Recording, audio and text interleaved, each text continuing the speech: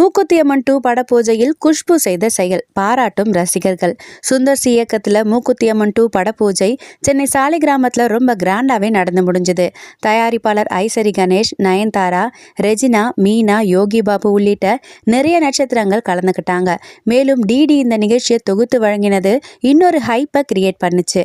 நயன்தாரா நடித்த முதல் ஷாட்டை லைவா எடுத்து புதுசா ட்ரை பண்ணியிருந்தாரு சுந்தர் சி.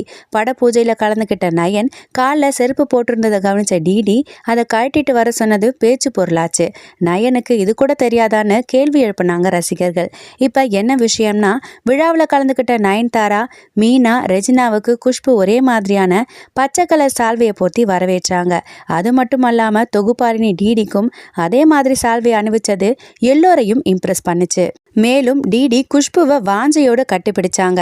உடல்நிலை தேறி மறுபடியும் கம்பேக் கொடுத்திருக்கிற டிடிக்கு குஷ்பு கொடுத்த இம்பார்ட்டன்ஸ் அவங்களுக்கு பூஸ்டப்பா இருக்கும்னு பாசிட்டிவா கமெண்ட் பண்றாங்க ரசிகர்கள்.